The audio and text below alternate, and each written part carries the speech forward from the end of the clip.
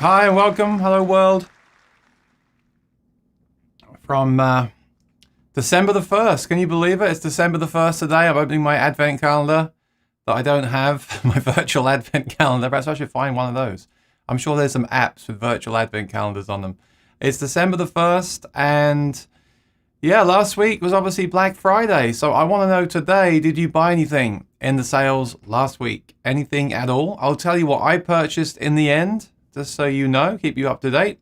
And I have a few things to tell you about today. Actually, I have a few deals to tell you about today that I wish were available last week. I think they're better than last week's deals. So let me see who's here in the chat so far. Okay, so Jim was first. Congratulations, Jim. Says, hi, Aaron and everyone from Vermont. Vermont. Have I been to Vermont? No. It's north of me. I'm assuming it's snowing and cold. Am I right, Jim? I'm just guessing. I don't know. BMO's here. How you doing, BMO? Good to see you. Hi, Aaron. Hey, Aaron and everybody. And Patsy Smith. Hey, Aaron, Jim, and all in the chat from a cold and damp east of England. Yeah, that's the time of year. Do you like this time of year, everybody? I don't know how I feel about it. I'm always sad to see the cold weather come in, and then sometimes that can be nice too. Of course, you need to humidify. I woke up this morning, the kitchen was 25% relative humidity, and that is not good. So I immediately refilled the humidifier. Like I've said before, I used a big, huge room humidifier that takes me a few minutes to fill every day. It's no mean feat. It's kind of a pain in the butt, but you have to do it. The fact that thing runs out every day blows my mind. That amount of water, like liters and liters of water going into the air every day. So if you don't do it, you're not getting that. You're going to get the dry skin. You're going to have a dry throat. Everything's going to be dry, and your acoustic guitars are going to get dry. Your electric guitars are going to get fret sprout, which is a horrible thing. I hate fret sprout on a guitar. I still have to get the Acoustasonic fixed with that. The whole process is just a hassle to get those things done. So prevention is better than the cure, is what they say. Yes, it did snow this morning. Okay. Well, stay warm, Jim. So, oh, how you doing? From Austin. So how's the weather in Austin? There's no snow there, I hope. I should just use the internet, look up the weather. It'd be easier, wouldn't it? BMO says snow is here, sunny and +1. But you're in Canada, right, BMO? You're in Canada? So shall I begin with my first thing that I noticed? I noticed this yesterday. And let me just take you over to the site. This is Sweetwater. I put a link in the chat. Poo Ninja's here. Environmental control is the key here on the moon. Well, I hear on the moon, the guitars all float away anyway, so you don't have to worry about humidity. Is that true? Actually, I hear you float away as well, so you haven't got to worry about anything. Let me take you over to my screen here.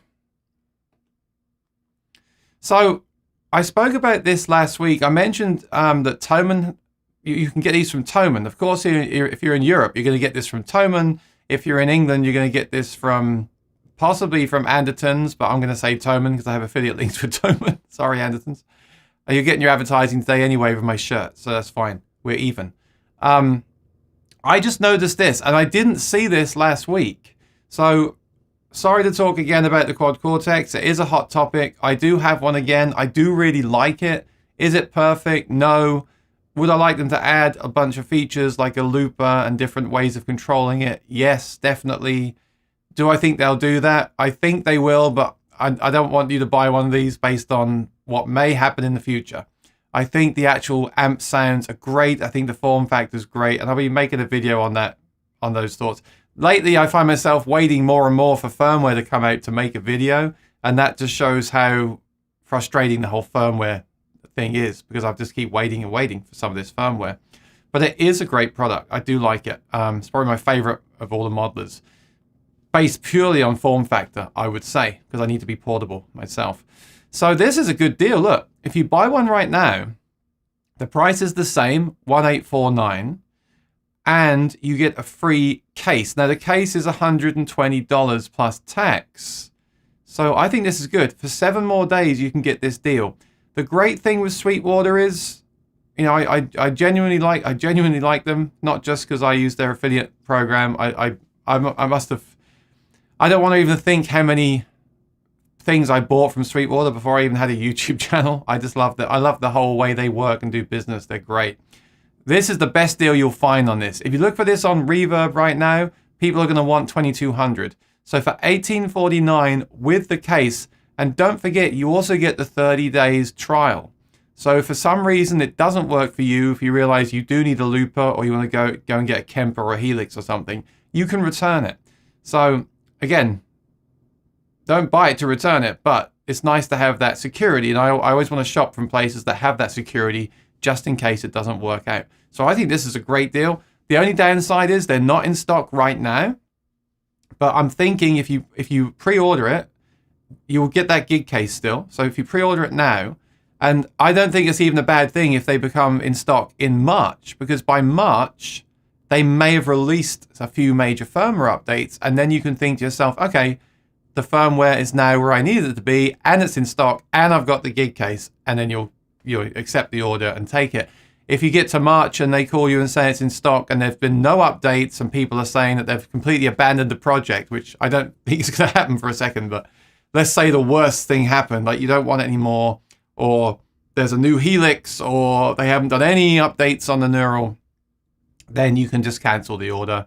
Or like I said, worst case scenario, you can return it. So I think if anyone's looking for a digital solution right now, this is a great thing to jump on. And like I said, please use my link in the description below because I get commission from those links. In fact, anything you buy from Sweetwater or Thomann or Amazon, once you click the link, gives me commission. And that's a great way to support my channel without actually giving me anything, right? Because it doesn't cost you anything to do it. You just have to click the link. And I'll put that in the chat as well. So yeah, I think that's a good deal. And I would totally jump on that if I didn't have one. So I did buy another one. I have one here. Really like it. And if I hadn't bought one, I would have jumped on this deal because you get the case with it. I really want the case as well. Even though I've got no gigs right now with the band, I do want the case. I would have got the case for free. So, you know, that's a great deal. All right. So that's the first thing. Let me go and catch up on the chat. I think that's really great. And I've got some other neural stuff to talk about today because I bought some of their I can't speak today. I bought some of their plugins last week. I'll tell you about those. The good and the bad of those. All right. Where was I? Austin's in the mid-70s, getting too cold for me. North of upstate, halfway to the moon. I almost sang Fly Me to the Moon, Poo Ninja, but I don't want to get a copyright claim. Staying inside and making sure the doors close is the most important thing on the moon besides food and air. I got a question. I'll come back to questions in a bit, Jim, once I've done the news, okay? How do I use your Sweetwater page? Go to the description. Yeah, if you just go to the description in the video, so if you're on your phone or you're on the browser, just go down to the description where it says like hashtag gear chat, and it tells you all my, there's loads of text. There's probably too much text there. But there's a block of affiliate links. It's got Sweetwater, Thomann, and Amazon. And anytime you use those sites, if you just, like I said, you click the link and then you make your order, that doesn't cost you anything, but it gives me a commission. Like I'm working for them to promote their sites. And that's the only way I make, you know, through the site, I get a little bit of AdSense, not very much really. My main thing is those commission links. It really helps. And of course, your super chats and the Soundhole Sniffer merchandise, which I'm going to talk about in a bit as well. That's out of focus. But I don't want this to be a whole ad for myself today. Although I do want to tell you about the sale with Teespring in a second. Let me come to your question then. Right. Aaron, I'm working with Sweetwater on mic for videoing myself using iPhone. They recommend a Rode NT USB condenser mic. They also asked who recommended them, and I said that you did. Great. Okay, first of all, thank you for telling them that I recommended them. But again, the sales... Okay, let me just do this whole spiel now, and then we haven't got to talk about it again. The salesperson is making their commission. If you use my link, the salesperson won't make their commission. I will. I'm basically acting as the salesperson, right? If your salesperson you work with offers you a big discount, then take that deal because obviously it makes sense to you. If you're buying something like a quad, like this quad Cortex, they won't give you a discount, right? So if you're buying that and I've told you about this deal on the site, then use my link and then it doesn't affect you in any way. If you can get a guitar and get 20% off, then take that deal, right? I don't want you to not take 20% off just to support my channel. That's silly. So, and the main thing is when you click my link, it also tells the people at Sweetwater that my links are being used, and maybe in the future I can do some sponsored videos with them. So even if you click my link occasionally and don't order anything, it's good for me, so I get more clicks through the channel. So I hope that makes sense. But to answer your question about what they recommend, yeah, I think that, you know, they often recommend good stuff. They know what they're talking about there. It actually really impresses me how they know so much about all the products, because they constantly do these workshops on how to, on all the new gear and how to use it and what to sell, right? So most of the time I agree with what they suggest. And I don't have any experience with using the phone, really. I use the computer mostly to do these videos. I do really like the Rode that I had on the show the other month. I still have that, the wireless clip-on mic for talking, and I'm going to be using that. I've got some plans to do some road trips. I've been saying that for months, but there will be road trips. And when I do the road trips, at the very least, there'll be NAMM next year. I'm most likely going to that. So at that, I'll have the Rode clipped on my shirt, and then the Rode will be clipped on the other person's shirt, and the receivers on the phone. I'll use the phone. The phone's great for video, you're right. What you need is good lighting. All these cameras can be terrible in bad lighting, including the phone, including a $5,000 DSLR. So what you need is great lighting. I use these lights, which are in the description below. Again, they're Amazon, and they are affiliates too, but these are expensive lights, but I love them, and they're very convenient, and I love these two lights. And most importantly for me, they take up less space than the big lights on stands. The big lights on stands are much cheaper, and you can just search for those. If you've got the space for them, that's a great way to go because they're affordable. These ones clip on my desk, and they really save me a lot of space, and that to me is very important because I don't have, this room is not very big, believe it or not. You probably do believe it. So lighting is your most important thing.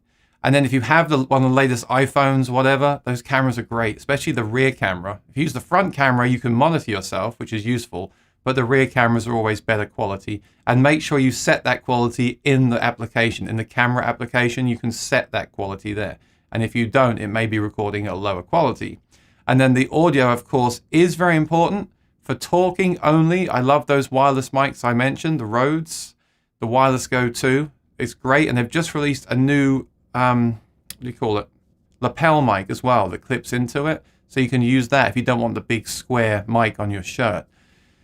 If you're recording guitar and things like that, I would probably get an interface like the Focusrite's that plugs into a phone. I believe those new Apollo interfaces we spoke about the other week also are self-powered from a phone. I have to confirm that, but that would be a good way to go.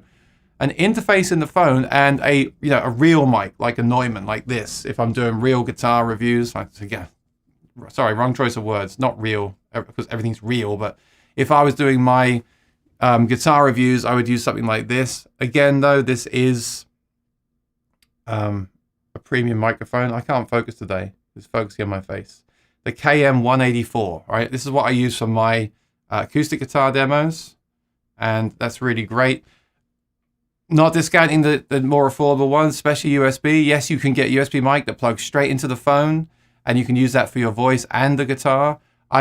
Since they recommended that mic, the Rode NT USB, I bet it's good. I think Maury uses a Rode, and I only hear good things about them. And of course, they make the wireless mic that I use as well. So yeah, I actually think you should go that route, Jim. I think you should probably buy that mic from your rep, and you should try it. Definitely try it. Don't buy it and forget to try it, and then the return time runs out. Get it at a time you've got time to actually test it, and then really test it. Send it to some friends, ask for some feedback, make sure you really like it, make sure it's the right choice for you, because there's many choices out there, and then stick with that. So I would do that, and I would look into your lighting situation. Make sure you light the camera correctly if you're going to be doing videos. And then look at other mics in the future. Maybe you want to get a second mic. Maybe you want to do stereo miking. Maybe you want to get an interface and use a mic like the one I had there. But if you want portable, the phone and the USB mic straight in and some decent lighting, maybe some portable lighting, even just a ring light, just anything to light you from the front. You don't want to be lit from behind, right? You want to have a nice bright light coming in from the front. So my two lights are here, and they're just shining right at me. And this isn't even the most optimal lighting to have for YouTube videos, but I think it looks pretty good, right? It works pretty well. All right. So that was a lot of information. It seems lots of sales have been extended another week. Maybe the books are still read. Well, I think, Pooh Ninja, I think the thing is, yesterday was, or Monday was Cyber Monday, right? So we get sales anyway. So you get the Black Friday sales, Friday to Monday, then you get the Cyber Monday sales, which are different. So for example, the Neural DSP plugins that I got are not on sale anymore, I don't think. Some people extended them. Maybe that means they've got more inventory if it's physical goods. I don't know the answer to that. I don't know. That's why I asked you in the chat, like, did you buy anything this week? I don't know that many people did, so let me know if you did. And he says, use the links, Luke. That's right. The links are strong in this week's episode. So Maury uses the NT5. Yes, but the one that Jim was talking about is a USB. In fact, why don't I just look it up quickly? Because I've never even seen it. Rode NT. So it's the NT, but it's the USB version. Those USB mics are cool because you can plug them straight in.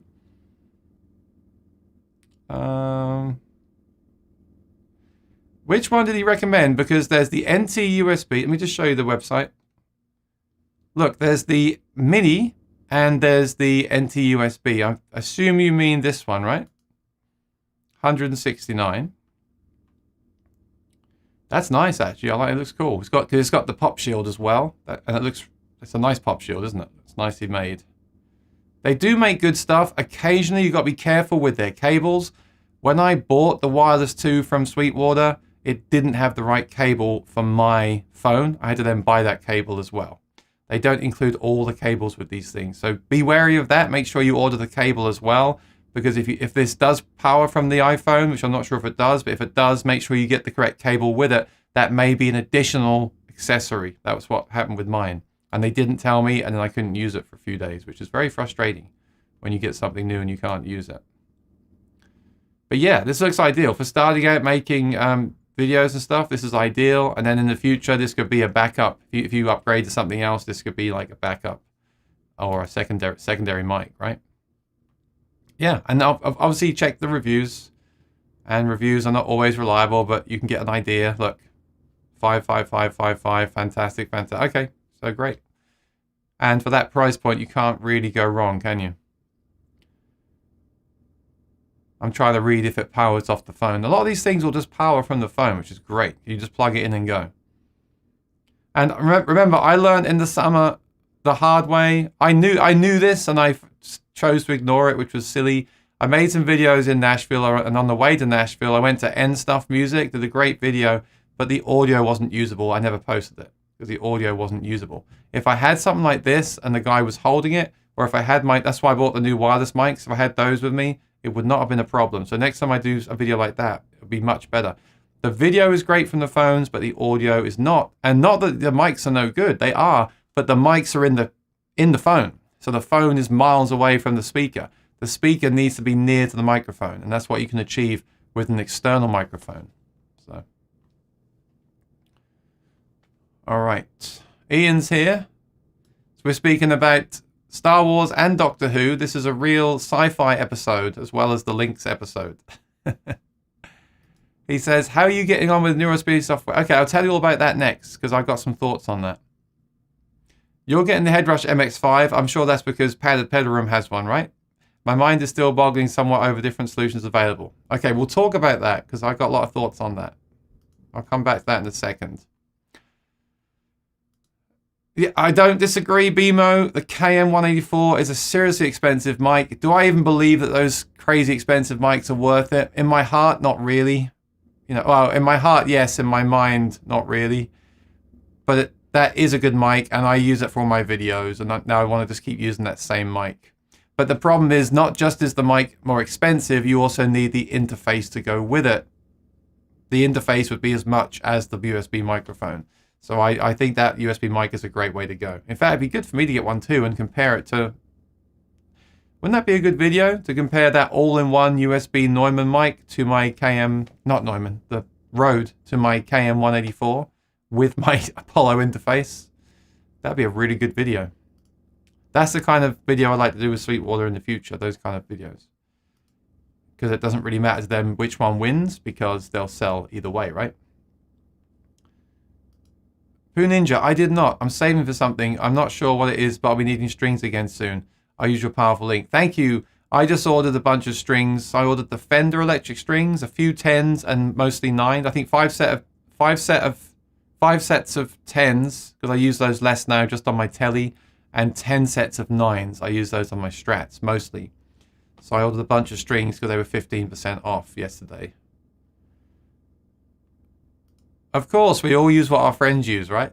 And now you're here to get my opinion as well. So it'll be interesting to see what you make of my opinion. So I actually purchased the Neural, and this was after having Francis on the show. As you were there, you saw it. Neural DSP. So they had 50% off plugins. The plugins were the most popular things on sale, I think, last week. And of course that makes sense because they can sell plugins very easily, can't they? They can sell plugins because there's nothing physical to send. So taking 50% off your plugins is an easy way to get loads of new traffic, loads of new business, loads of new customers, and it doesn't really cost them anything. So that's why they did it. So I did buy a couple, and I'm just checking now. They're no longer on sale, I don't think. So bear that in mind. But this is what they look like. And bear with me because I got a few thoughts on this. People rave about these plugins, right? So this plugin is something, you buy it, you install it. One negative is it uses the iLok system, which I find incredibly annoying, but a lot of plugins are still using it. It does use iLok. Oh well, once it's installed, it's installed. Something really cool here is you can try these for free. So bear that in mind. You can do the free trial and see if you like it, really play it, really use it, record with it, and then if you love it, you can buy it. And if you don't, then you don't. So that's good. They all have these free trials. And you can also sort here by guitar or bass. So I did guitar. Now, I tried the Tim Henson before. Someone actually used the harmonizer on their voice. That got me very excited, but I tried it. It didn't really work as well as I hoped it would. Maybe they'll improve that for voice in the future. Obviously, it's really for guitar, so that's fair enough. I bought the SLO 100 because I heard such great things about it, and it sounds excellent. It does clean, crunch, and heavy really well. I'm very happy with that. I also bought the Corey Wong. I tried it before and didn't love it, and yet I still bought it just because it's a lot of clean stuff, and I use a lot of clean stuff, and it's good, but I actually think I can get the cleans I need from the SLO 100 anyway, so bear that in mind. I didn't get the Cali, I didn't get this, I didn't get this. I think the other one I got was the Nolly. I haven't tried it yet. I know it's crazy, haven't tried that one yet. But I got that actually based on Francis's recommendations. Francis is from Padded Pedal Room. So I got those three. And here's what happened. I installed the Corey Wong, and I thought this is decent. And the interface looks nice and everything is great. Then I went to the SLO, and it really blew me away. I thought, this is incredible. This sounds great. And even the presets sound great. And I thought, this is all I really need. And the effects are good. It has reverb, delay, compression, a tuner. I was so blown away that I loaded it into Logic and compared it to the Helix. In fact, I think I even have a recording here that I could play for you. Let me see if this will work. See if I can find it. Yeah, I've got it here. I'm going to play it for you. So I've got the two SLOs here, and I much preferred the plugin. I much preferred the plugin to the Helix native amp model. But then what I did was I went on Facebook and said, "Oh, this sounds great. This is like next level modeling. I really like it. It's really like just a pleasure to play." And someone said, yeah, well, I changed the IR, which is the cab sim, in both of them to the same one, and I got them to sound exactly the same. And I thought, there's a good test. So I went back and I loaded one of those York IRs that I always talk about into the both platforms, because in the neural software you can load an IR, and in the native software you can load an IR. So I loaded an IR into both, the same IR, and indeed I did get them to sound really close. And that's what makes me think that with a lot of this stuff, it's the cab sim. I think the cab sims are the weakest point of the Helix, but it doesn't really matter because you can load IRs. So just get good IRs, and I think it can sound great. And I think the reason that the Oxbox and these newer modelers sound so good is that they have really good cab sims, and they usually have two of them. And if you run that in stereo, it sounds massive. And I think that is the key. It's all in the cab sim. So do I regret buying it? A little bit, because I have native anyway. But here's the thing. I now have the Quad Cortex, and they're saying in the future you'll be able to use these with the Quad Cortex. So it is very appealing to me to know that in the future, I can take that plugin out and about in the pedal and also use it at home to record the same plugin. So for me, it's not a waste of money. But I would actually, I can't believe I'm saying this, Ian, I would consider buying Helix Native and the York Audio IRs. I can let you know in the future which ones I use. I've forgotten. I have 2 packs of them. Those IRs in the Helix Native sounds really, really good. And then you get all the amps. I think I would choose the SLO plugin over Native if you asked me to. But the thing is, with the Helix Native plugin, it's not much more money, and you get everything. You get all the amps in one and other effects as well. Whereas these neural plugins are very nice, and they look great, and they sound great, but it's just one thing, and one delay, and one reverb. And you might like that because it stops you getting option paralysis, which is a real thing for me. At the same time, the value in the Native is better, even if you have to go out and buy those IRs, because you can also use those IRs in other things. So I wasn't expecting that to happen. I got them to sound really close. I don't think I have that recording, but I do have the initial recording. Let me just see if it plays if I drop it in. I haven't done this for a while. Let me see if this works.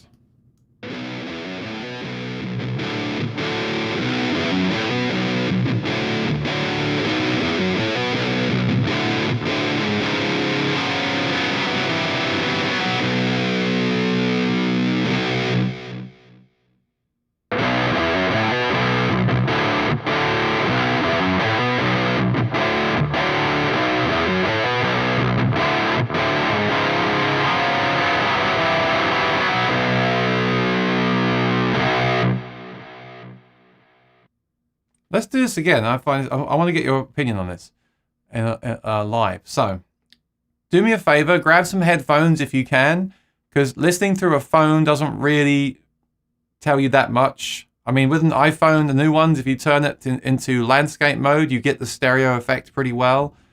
But if you've got a pair of headphones there, grab your headphones. I'm going to play that again.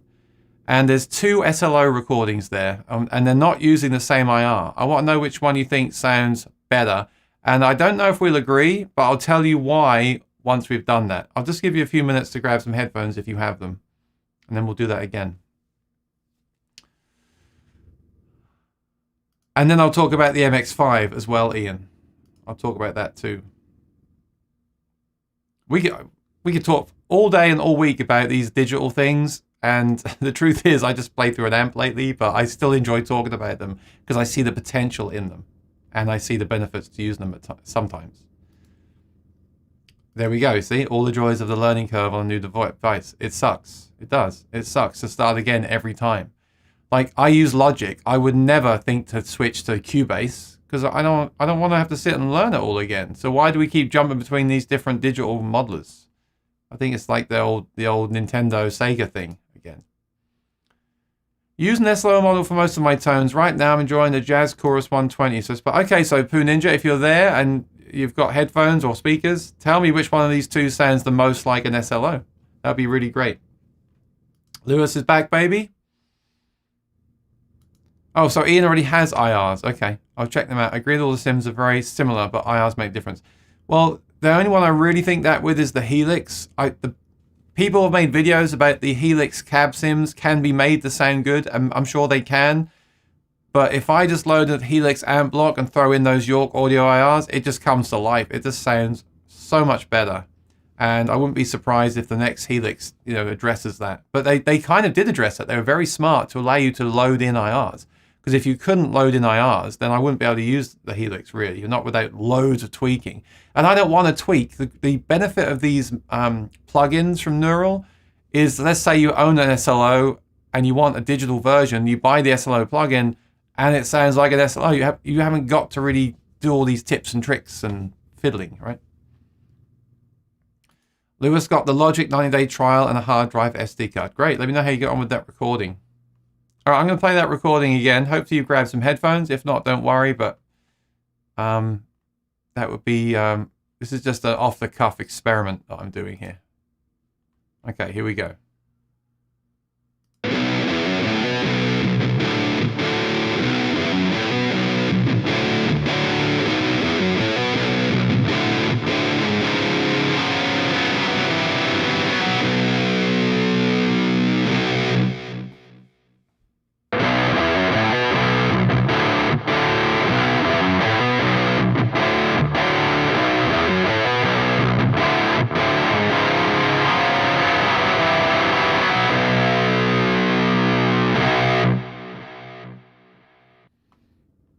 Oh, Poo Ninja's got to go.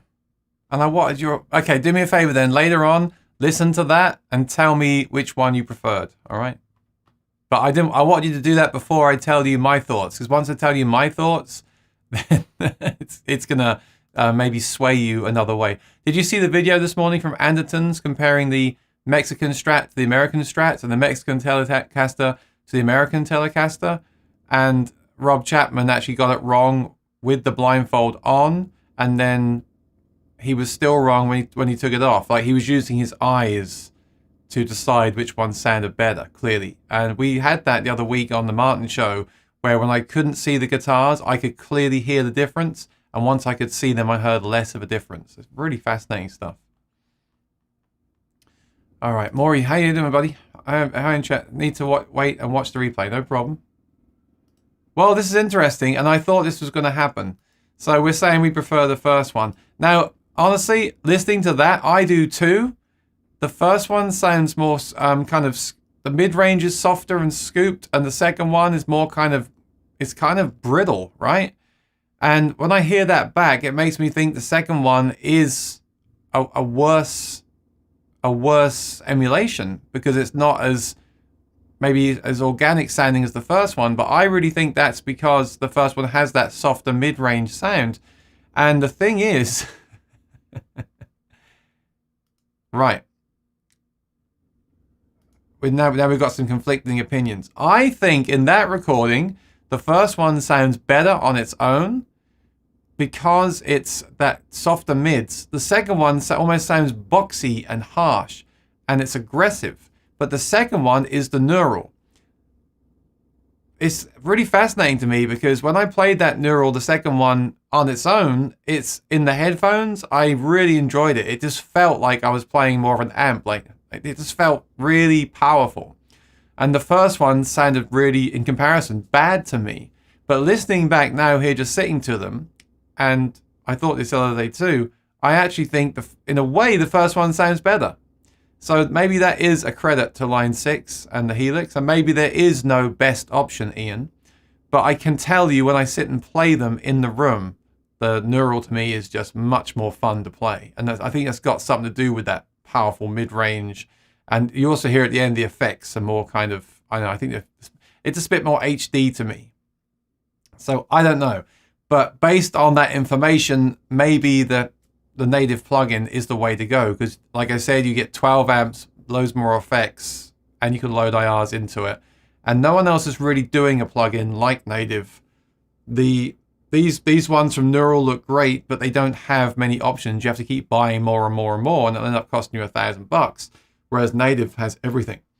So I'd probably do that. Yeah, comparisons are dangerous. They always are. And that's why I'm just telling you, when I played them myself, the Neural plugin was my clear favorite. I could play it for hours. I really enjoyed it. And I loaded up the native Helix native, and I thought, oh, this doesn't sound good. They say feel, right? It doesn't feel good. Doesn't sound as good. Listening in isolation, they're both fine, and I really believe like I could make a recording right now with the Helix one and their stock cabs. It would be fine. No problem whatsoever. By the way, they both sound identical with the same IR, or as close to as I can imagine they could be. So I think that's a real impressive thing for the native plugin. At the same time, I think if you just want one of these amps that Neural are selling as a plugin, I think that's the way to go, because when you just load it up, it's just fun to play. And I don't get that same thing from the native plugin. I have to work a bit harder with that. So there we go. That's my 2 cents. And could I EQ them to sound the same? Maybe, but that wasn't the test. The test was just to load them up, play them, and listen to them.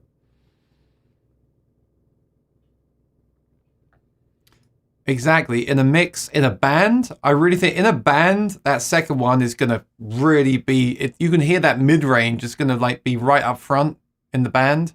Whereas the first one, I think, is going to get lost. But just sitting here listening, I think the first one is more kind of pleasurable to listen to. So, yeah, it's tough lately because there's not many times we listen to two pieces of gear and just say that one is clearly better, right? There's like these days, there's always this thing of, well, I like that one, but that one would be good in this situation. So the truth is, the only way to really know is to play it yourself and use it in the context you're using it in. The ideal thing to do with those two sounds is to go to a band rehearsal and play them both, and then pick the one that works in the band. That's really the answer. Whatever works in practice. Yeah. No, I don't disagree. Sitting here just listening, I prefer the first one. Playing them, I much prefer the second one. And maybe it's got something to do with that thick mid-range. It's just really kind of like has power. When you're playing it, you just feel this kind of, it's got power to it. Yeah, power. But the first one then, again, back to back, the first one feels weaker. But just listening to them, the first one sounds more pleasurable. So I don't know. This stuff is interesting. Maybe one day I'll figure this stuff out. That was fun. Thank you. Yeah, I'll do more of those in the future. All right. I missed something, right? Oh, yeah. Quick thoughts on the Headrush MX5 for Ian. Let's see what people are saying about that on Sweetwater right now. See what the reviews are saying. Oh!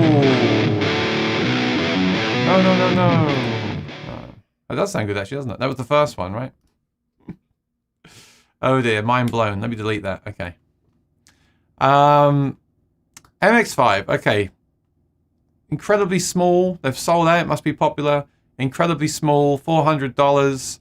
Touchscreen. I tried one. I got one. I traded in a Yamaha pedal and got one with a discount from Guitar Center when they came out. I liked it. There was a glitch with the looper, which I believe they've now fixed.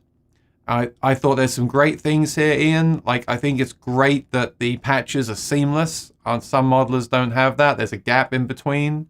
Thought that was really cool. I thought some of the sounds are great. It's got a lot of power. You could import loops. It's got a lot going for it. But the reason I didn't keep it, for me, was the... I honestly, I found it a bit fiddly. That touchscreen is so small, and that's how you control it. And I got big hands. I'm 6'5", so I was just like, this is a bit fiddly.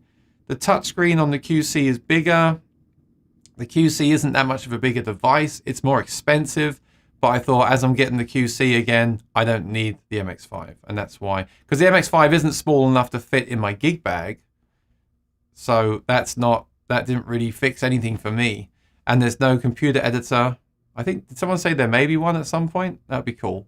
But right now there's no computer editor, so I had to put it on my desk, and then the screen was a bit too small for me. And then I wasn't getting, great sounds immediately, and I just kind of gave up. So full transparency, I basically gave up on it. But I do think it's cool. I can see why this could be great. The application I wanted for it was to have the 3 buttons, clean, dirt, and heavy, and then use the volume pedal to go from all the way back as a rhythm sound to all the way forward to give me more volume with some additional delay and reverb. This would have been great for that because it's got the tuner as well. But for whatever reason, I just didn't. I mean, this is all on me. I didn't give it a chance. But yeah, maybe I should have loaded in my York Audio IRs into this. I think it's got a lot going for it. Like, I love the HX Stomp, but that thing doesn't have the expression pedal, and it doesn't have the seamless switching of patches, which is a problem for me, which is why I don't use it as an all-in-one rig. Mostly, I use it as a supplement to my pedal board. So I do think the MX5 has a lot going for it, and I'm glad they fixed that thing with the looper, because that was really frustrating to me. There was like a glitch when you'd record, and they've fixed that. Well, I've heard they've fixed that in the latest firmware, so that's good. That's good news. Yeah, I mean, the thing with Ian is his friend Francis has one, so not a bad idea to get the same one as him. Then you can talk about it on your live streams. So I would say go for it. The biggest thing for me was the interface. I wish all these pedals had a desktop editor and an iPad editor, and then just a little touchscreen to make changes on the fly when needed. That's what I'd like to see. But to do all the editing from that little touchscreen, I didn't find that pleasurable, I've got to admit. I'm not saying that the bigger touchscreen on the Quad Cortex is a million times better. Well, it's better, but I'd still rather have a desktop editor or an iPad editor. I think the iPad editors are the way forward, because then you can have the iPad on your mic stand while you're playing a gig and have the pedal on the floor and not have to keep going down the floor to make changes. So that's my thoughts on that. I think it's a good product. I wanted to go a different direction. So what are people saying here? Yep. Good reviews, good reviews, good reviews. And I did find a review, actually, someone compared the SLO on a head rush like this to the real thing, and it sounded really good. So I do think this is great. I think some of the head rush stuff gets a bad reputation because it's based on the old 11 rack. Having said that, a lot of people like the old 11 rack stuff as well. But I think it's cool. And unlike the Rode mic, you get all the cables with it. Look, you get the power supply, the USB cable, and the MIDI connectors, adapters. That's really nice. So yeah, I think you're going to get one, Ian, anyway. I think you're going to get one because your friend has one, and that's fine. And I do think it's good, but I want to go the route of the Quad Cortex. And the big reason I want the Quad Cortex is it has 2 combination jacks, and I sing, so I can plug a mic into it. If you don't sing, you don't need that, so that's cool. All right, that's cool. Congratulations on that purchase. So that's what I did. I bought those 3 neural plugins. Perhaps I'll make a video about those in the future. And I bought the Easy Drummer that Padded Pedal Room recommended on our Friday night show as well. And it's good. I can see it's good. And it was pretty cheap, which is cool. But I was hoping for a bit more. Like, the screen is quite small and the interface looks a bit dated. I thought it'd be more modern than that, which was a bit disappointing. But it's $70, and even $70 for a few drums that I can use in songs is worth it.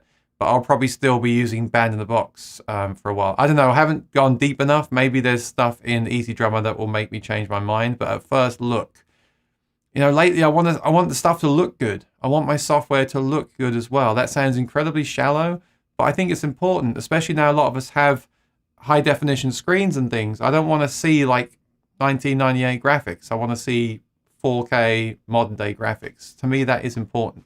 Because if you've got another app that does have that interface, the other one looks a bit kind of crappy compared to it. Yeah, that is shallow, isn't it? But hey, it's the truth.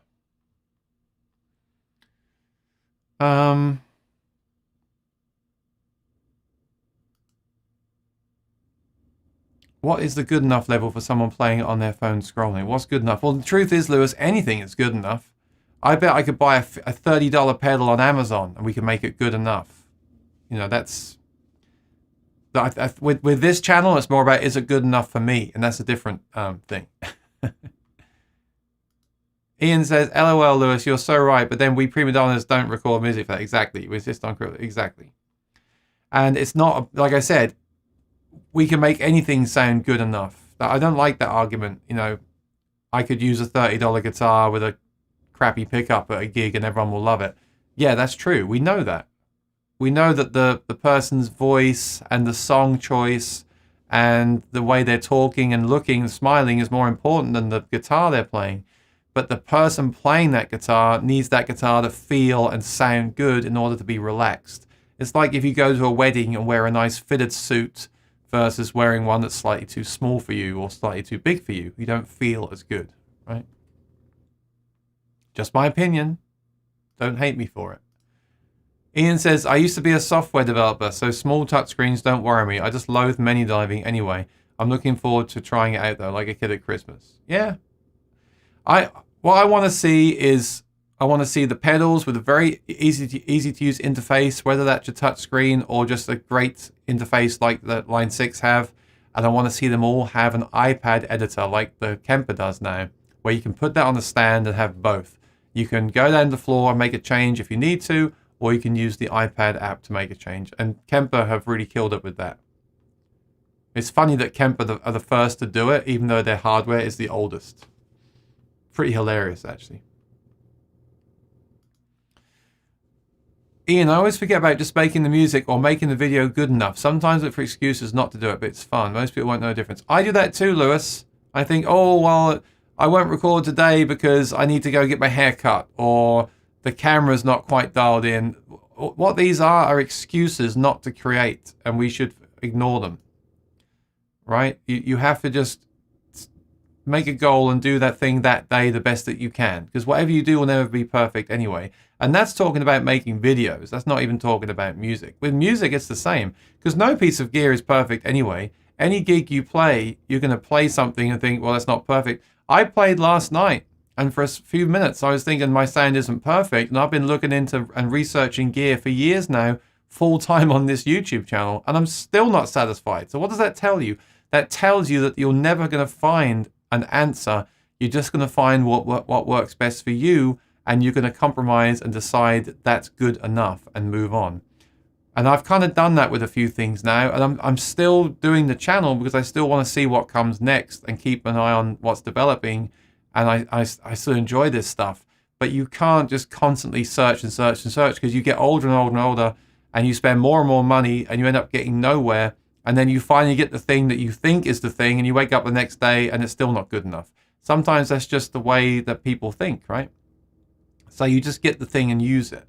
So I'm kind of contradicting myself a little bit, but that's just the way it is. So I still enjoy the process, and I want to do a channel about it. But essentially, you get something that, like you said, is good enough, and you use it. Definitely. Oh, okay. Headrush are talking about doing a desktop editor, tablet editor. I've heard. There you go. That would be a complete game changer. If the MX5 suddenly had a desktop and an iPad, and also I'd like to see an iPhone editor, I'd probably go and revisit it again, honestly, because it did work well. It did have some features the others don't. It is very affordable. The biggest hurdle for me was just the fact it only had that little touchscreen. It's interesting with the Axe Effects stuff, you can edit on device, which is a bit fiddly. They have a great desktop editor, but obviously I can't take that to a gig with me. The Quad Cortex has the touchscreen, but I don't want to be using that on the floor at a gig. I want it on the mic stand. The Helix is a great editor and has the foot mode to make changes, which I never use anyway. I just think more and more people are using iPads on stage for lyrics and lights and controlling other gear. It just makes sense for them to have the pedals on the floor to make the changes while you're playing the guitar, and make the actual changes to the patch on the mic stand. I think they all need an iPad or an iPhone or both editor. Okay, certainly makes musical collaborations easier with Francis. Yeah, it does, because you can even share patches and things like that. Sometimes as a player or a person producing video, it's more enjoyable to use the professional gear than it is an ego thing. I don't know. Some things I can't live without. Yeah, when you know you've got a Sony A7S3 or whatever the top of the range camera is, you feel more pro. But doesn't mean your content will be more pro, does it? But hey, if you feel more pro and therefore you make more videos and act more pro, then that's great. But what if you buy one and you still don't make videos because you're waiting for the next thing to improve? That's a different problem. Hey, speak of the devil. We're just talking about you, Francis.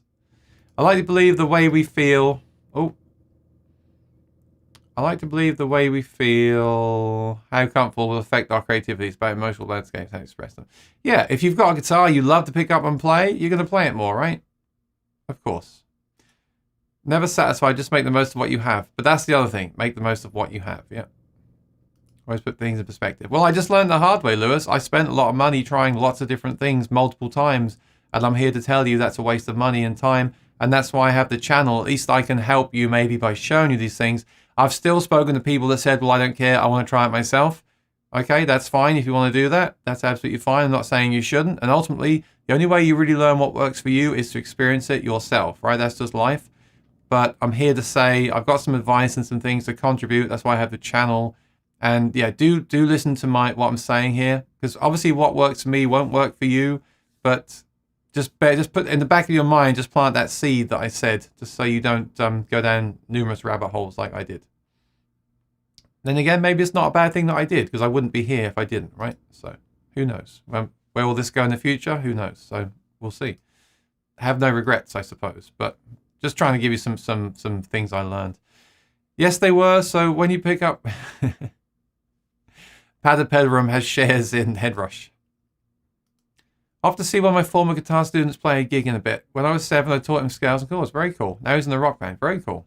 I feel old. Yeah, I feel old too, watching the Beatles and these Oasis documentaries. I feel old. You're right. It's about the boat. It's about the motion of the ocean.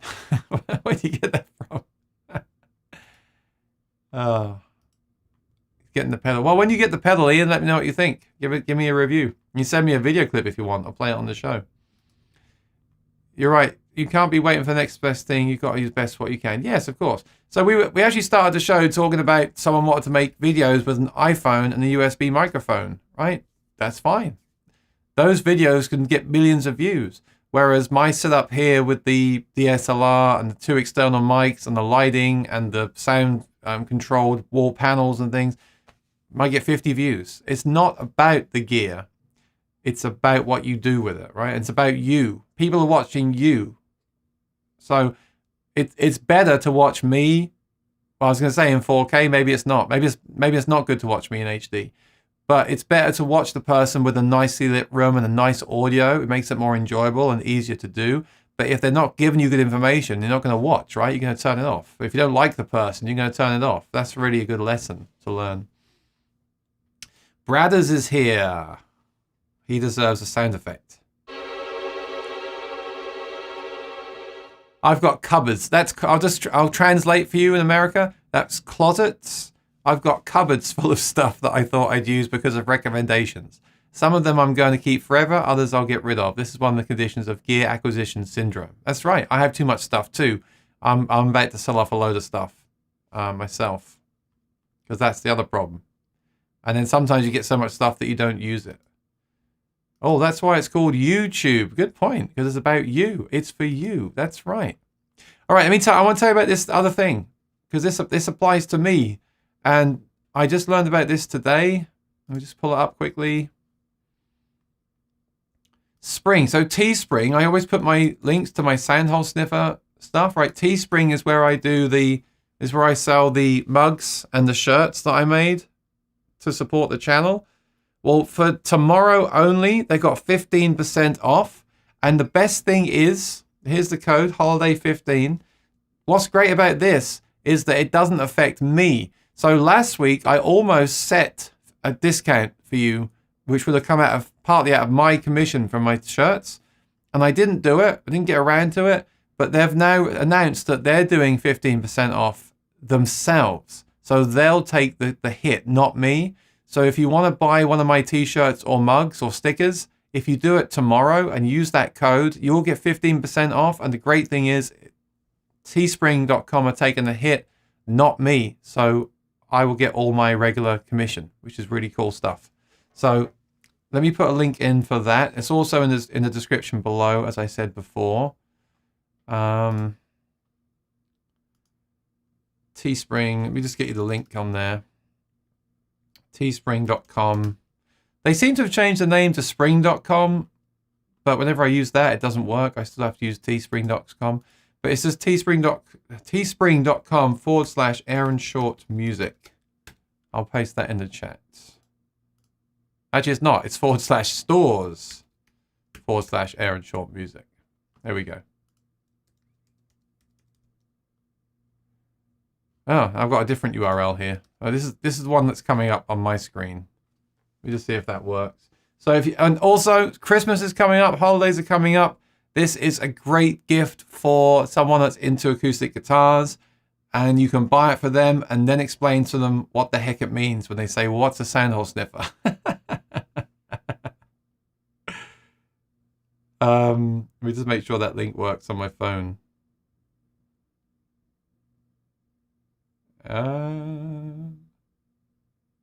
Yes. Okay. So if you click that link and you use that code tomorrow, holiday15, you save 15% on my merchandise, and it's at no cost to me, which is great for everyone. And then you can do all your Christmas shopping. So I know you all have friends that play acoustic guitar. So tomorrow you can buy them all a mug and all a shirt and do all your holiday shopping in one shot. And then you can thank me later. All right, good to see you, Ian. Don't forget to subscribe and ring the bell, Ian. Yeah. Good stuff. Thank you, Lewis. I appreciate it. It says, I'll check out the link. That link works for me. Good, yeah. So like I said, I think it's tomorrow. You type in that code at checkout, you get 15% off. Hey, Tone Wars, how you doing? You might want to mention the blurb on the back.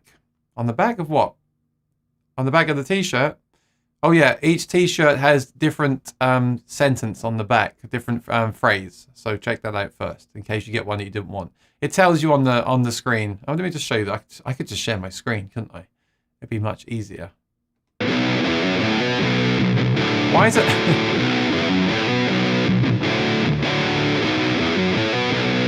Why is it still playing that riff? I deleted it.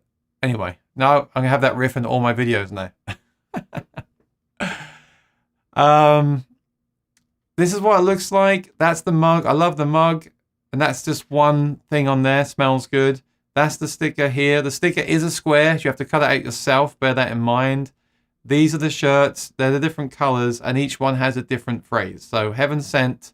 One says relax, breathe deeply. One says I smell wood. One says take a whiff. And one says olfactory hallucination. So you can choose. I like the black one. I always wear black, as you know.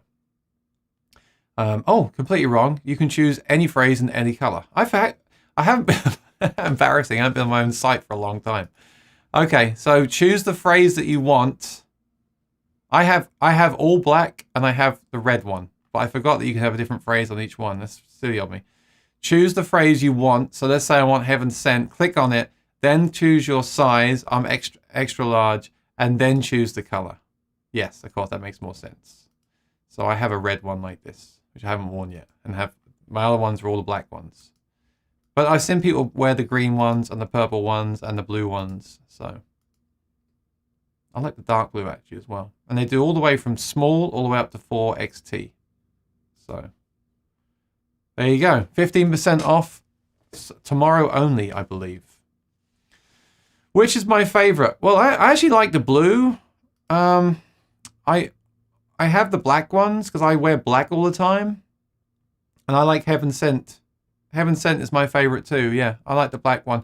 Heaven Sent Black is what I have a few of those because I ordered a few when I was testing designs as well. But I also like the blue one. I'll tell you which ones I like. I like the red.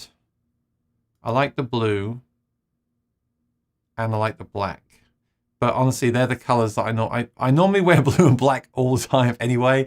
And I got the red one just simply because Clayton wore one and I thought it looked nice, so I got one too. And then the other color, I don't know, don't take my word for it. I don't really wear green t-shirts ever, but maybe I should. Maybe I should order one in every color and just rotate them. Even purple. I don't know. Would I look good in purple? I don't know. Maybe I should try it. Perhaps I'll try a bit like the gear. Maybe I'll change my mind when I wear the purple t-shirt. Oh dear. Okay, so no one really bought anything last week, hey? So I bought the 3 plugins and the drum plugin, and I bought some strings that I got 15% off on, and I would have bought the quad Cortex if I didn't have one because you get the case with it now as well. And it sounds like a lot of people didn't buy much last week, which is good. That's a good thing. I did subscribe to Disney Plus to watch the Beatles documentary, and I absolutely love it. I'm still on a high about that documentary. It's so cool. That's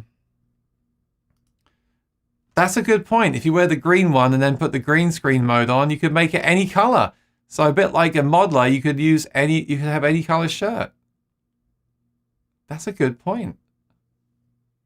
Oh, let me just try that quickly. Let's see if that works on my screen. I don't know if it's the right color.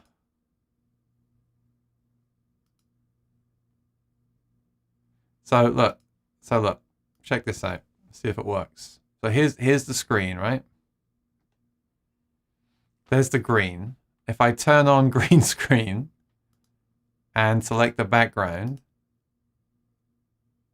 don't think it works. No, I thought it would take that color and I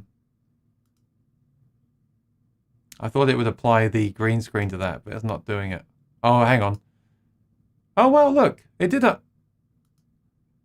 Ah, interesting. It doesn't work on the screen share, but it kind of works on my screen because I have a blue light behind me, and they have an option on Ecamm Live for green or blue. So if I do blue, it thinks it's a blue screen, and then you get the... Let me show you. It doesn't really work because it's not a real blue screen, but you get the... it's not... It's almost usable. So can you imagine if that blue was a solid blue behind me? That would work as a blue screen. It's almost usable. I could almost use that if I let me see. Not quite. If that was a bit better around the edges, I could zoom in on my head and I could have that behind me. I wouldn't even need a green screen anymore, but it doesn't really work. Because look, it's impressive. It's impressive to think that it's just that light that's doing that and not an actual blue screen, which is what it should be. Wow. Learn something new every day. That's cool. You recommended the Beatle documentary. Can I watch that with my mum? It's found. Yeah, of course it is. They smoke a lot in it. But everyone used to smoke back then. I mean, cigarettes. Brad says, shouldn't sniffer be up the other way? Every time I read it, I spill my coffee. Well, I did debate this a lot, Brad. I debated this a lot. Should the sniffer be up the correct way or like you're reading it round in a circle? And the reason I went for it up that way up is so it gives more of the impression of the circular motion because it is going round, sound hole sniffer, so it's round like the round sound hole. And also to make it a little bit less obvious, so you do have to think about what does that say, and then you have to think about it. So I don't know. That's why I went for it. I think I did see it the other way. I preferred this way. But maybe you're right. Maybe the other way would have been better. Now you got me thinking, Brad. Now you got me thinking. Perhaps I'll change it and then we'll sell all the shirts again. You can buy all new shirts. Just kidding. All right. The surface of the moon will make a good background. Yep. Very specific colors, but oh, so much fun. If I would do sell merch, only the chroma key blue or green. Hang on, I thought Pooh Ninja left. I thought Pooh Ninja said they had to do something. He had to do something. So this is why I believe there are more than one Pooh Ninja. I think the first Pooh Ninja left, and then the second one slipped up. They usually go on different YouTubers' channels, and that's why Pooh Ninja is always on every music YouTuber's channel. So they slipped up today, and they got the notes crossed, and they both came to the same channel at different times. They almost came in here at the same time, and then we would have seen Pooh Ninja in the chat twice, and then it would have been absolute proof that there is in fact more than one Pooh Ninja. But I think I'm on the trail here because one seems to have left, another one's come back in. So I think I'm on the right track to figuring out the mystery and mystique of the Pooh Ninja. Yeah. Let me do one viewer's comment of the week. Because I've been talking for a while. So.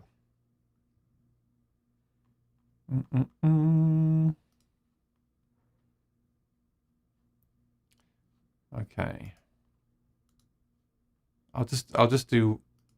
Well, I might do two. Let me see. I'm probably going to do one. Comments. All right. So Carlo, I'll do a couple of quick ones. Carlo Sprex says, is this a chromatic tuner? We're talking about the Peterson Strobo Clip review. Yes, the Peterson Strobo Clip is my favorite clip-on tuner, and it's a strobe tuner, and it is therefore chromatic. So, yes, it is. I love those things. The Peterson tuners, I have them all. There's even a plug-in version coming, which I have been trying out, and I love that too. So I'll talk about that soon as well. I'm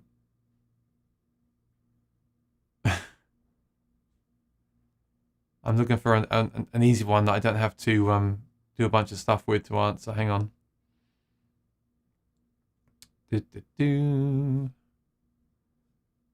Okay, Jim McCall says, how important is it to have two of these JBL PRX1 systems for a gig as opposed to just having a single one? So these are the tower systems with the sub and the speakers all in one. All right. And these are often marketed, like by Bose, as something you have one of per musician. So for a band, you have one per musician to amplify each musician. Or for a solo or a duo, you have one, and that's the whole appeal of it. It's an all-in-one unit. But Jim is asking me, do I need to have two of these at a gig, like a conventional PA system? We are a 4-piece bluegrass band, and we'll be comparing this to our traditional PA. What about monitors? How many monitors? This is kind of a rabbit hole, Jim, because it really depends on your band and your venues you're playing in. If you are a 4-piece bluegrass band and playing mostly acoustic in smaller venues, and I'm just assuming smaller venues, so forgive me if I'm wrong, you could probably have one of these behind you. If it's low volume, you could have one of these behind you, and you would hear it, and so would the audience. If it's a louder room with people talking and dancing and more people, you could have one beside you, and you'll still hear it as a monitor. You won't need a monitor, and they'll obviously hear you as well.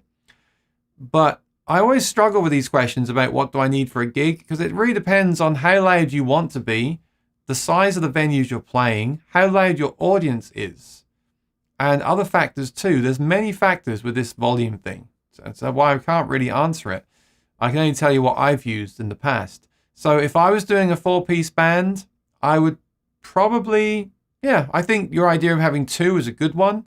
Having two either side and having them set up so they're at the kind of sides of you. And I do that with conventional PA as well. I rarely put speakers out the front because I can't hear anything. I will do that if I need to really blast the sound because it's a huge room which is noisy. I'll do it then to avoid feedback. But for 90% of what I would do, I would have even a regular PA speaker at the side of me at ear level. So I get spill from those speakers, and that's like monitoring. I may still have a monitor as well, but I probably don't need it. So I do think that having two of these, if you can afford it, is a great option. Two PRX1s right in line with the band would certainly give you enough. I found the great thing with these is that you also get sound from these from the back as well. So if they're just slightly beside you, the drummers or any musician behind it will still get enough to monitor themselves.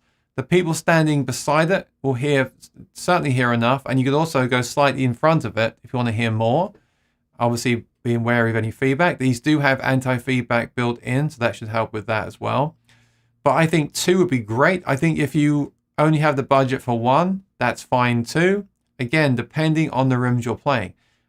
It's very hard for me to answer not knowing exactly what you're doing. So I would say, Jim, the best thing to do is to get one of them and try it. Try it one behind you. If that's not loud enough because of any potential feedback, put it beside you. That's probably the way to go. Have one beside the band and you play around it, maybe, or even one in the middle, two on each side. It really depends on who's in the band. Try that at some different venues and see how it goes. And then if you feel you need more power or it's not working for you, but you like the features and the sound of the system, then buy another one and have two of them like that. You could also supplement it with other speakers. You could have that out the front, the PRX1, and maybe a monitor just for the band. So you have two. There's so many ways you could do this, but I think you'll like it because you're a 4-piece band, so you have that built-in mixer that can be controlled via an app. So I think you'll enjoy it for what you're doing. I haven't been really talking about it that much still because I'm still waiting for that app update to come that fixes all the little bugs and interface bugs there. I don't know if we'll see that for a couple more months, the way it's going. I'm just guessing. I don't know. But I have used it. I saw someone put a kind of scathing comment about the PRX1 on my channel the other day, about they tried it in Guitar Center and they didn't think it sounded good with the projection or something. I haven't had that experience. Whenever I've used the PRX1 at gigs outside, I've only had excellent sound. But I have been plugging straight into it and not really using the app that much. It does work, but there's a few bugs they need to fix out just to make it really slick. I actually think they could improve the look of it too. Does the look matter? We were talking about that earlier. I think it does, but maybe it doesn't. Who knows? It's a great sounding system. It's got the sub, which would be great for the low end of the bass and any like kick drums and any pre-recorded music. I think it's a good way to go. The other thing you could do is look at the Bose systems. They have a better, or a wider, let's say better, a wider dispersion, but they're more expensive and they have less inputs. You have to buy a mixer as well. So my advice to you, Jim, is to get a single PRX1 and try it out. And then once you decide, yeah, it sounds great and it's all fine, but we need more than this, then buy the second one. That's what I would say. Let me just check on Sweetwater what's happening with those. So it's $1,600 for the PRX one. They're currently sold out as well, but I'm sure they'll be in stock soon. Yeah, and like I said, $1,600, but you're getting a very powerful system with the built-in mixer and app. You haven't got to go out and buy another mixer. I think this will be good. And if you do get one, let me know in the comments below what you thought of it, okay? So thanks for that comment. I appreciate it. All right, so I think that's it. Not much news this week. Obviously, things are now starting to get back into motion after the holiday weekend. We're now into December, so I don't know if we'll see any new stuff in December. But, you know, January is around the corner. I think I read that NAMM are doing their virtual event in January, so there may be some stuff out for that. And then we've got the summer NAMM event as well, of course. So I'm expecting a lot of stuff next year. But like I said at the start of the show, there's been a lot of deals that I like this week more than last week. That deal with the bag for the Quad Cortex from Sweetwater is really great. I'm glad that Teespring are doing that deal tomorrow. That's really great. And yeah, it's been cool. All right, so let me just make sure I've answered all the questions here. What were you saying about my comment about Poo Ninja? Oh, Lee's here. How you doing, buddy? I just bought maintenance stuff like mic stands and lights, etc. Yeah. I bought a couple of Easy Drummer MIDI packs. So I was saying, Padapedarum, I bought the Easy Drummer, and it seems cool. I haven't really used it much. I was a bit surprised and disappointed to see that the screen is quite small. You can't make it bigger, and the graphics are a little bit low res. I do have a high res monitor, so it looks a little bit dated, but the sounds are good. And I haven't really played around with it much yet to see how to use it and how to create drum tracks. But I think it'd be nice if they updated those programs visually to look more modern. Just my opinion. Lewis says, "Oh, you recommend the Beetle?" Yes, we did. Hang on, I did these ones already. Brad says he still likes his mug. Thank you for your business, Brad. I appreciate it. Come on, focus. Focus, focus, focus. What's going on today? There we go. It's the delay, Aaron. It's been a long way to the moon. Now we're talking about the moon. I did buy a grav grip, a gravity stabilizer for my GoPro. You bought loads of gear, Lewis. Let's see you use it now. A selfie stick. That's all you need is a selfie stick. Oh, Poo Ninja says, I finished and returned. Multitask and double speed viewing. Multi-dimensional linear time makes me sad for you. There's only one true Poo. Yes, Beemo, there's a little Poo in all of you. I guess I started it, right? I've only got myself to blame. Wishing you all the best, Darren. Thanks for talking gear chat with me. No, you're welcome. Ambex is next year. Yep, I'd like to check that out for sure. I'm trying not to have, I was going to say I have high hopes and high expectations, but I'm trying not to, because whenever I do that for a product, I'm always disappointed. So I'm trying not to think about it and then just try it when it gets released. But it'll be interesting to see how that fits in with the Quad Cortex and any new products that come out. I'm sure there'll be multiple new products coming as well. It'll be interesting to see how that fits in. Cyber Week is looking better than last week. Well, I wouldn't say better, but there's certainly some deals for Cyber Week that were not there last week. You're right.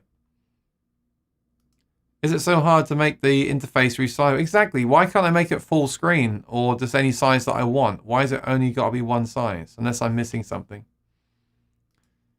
I think I'm going to have to buy a Mac and some mics and bits in the new year. So Lee's starting a YouTube channel. I'm excited to see that, Lee. That'll be fun. Let's see you use it. I'm almost wheezing. Let's see you use it. That's what I like about you, Aaron. Always keep me accountable to my goals. Thank you for inspiring me to grow. Well, yeah, don't buy the.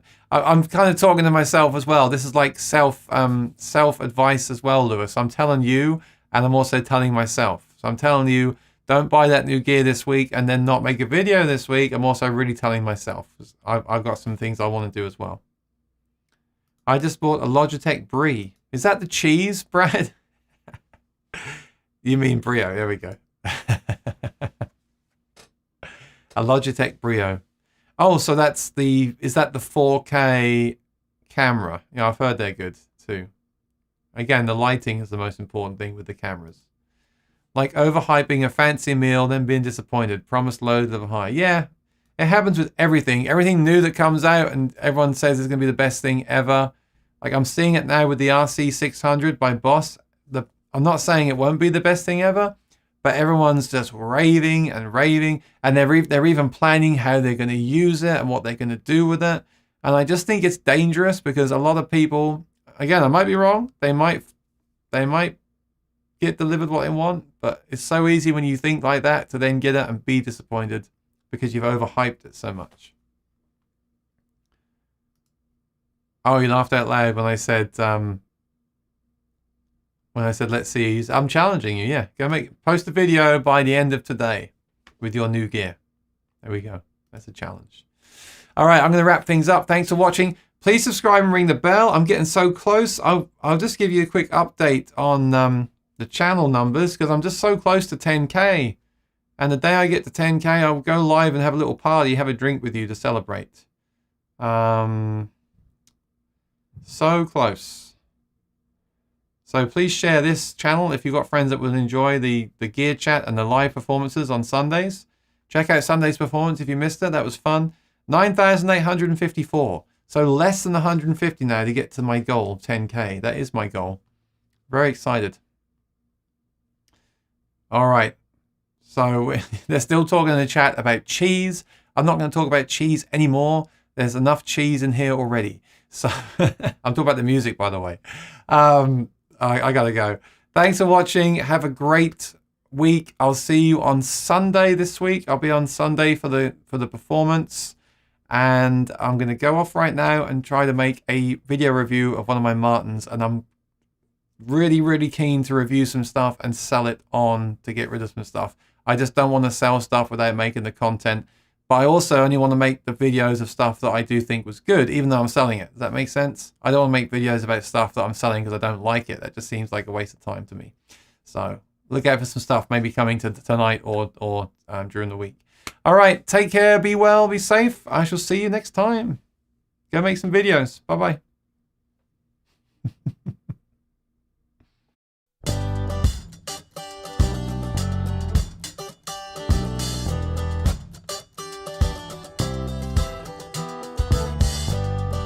I'm not lost, but I'm not found.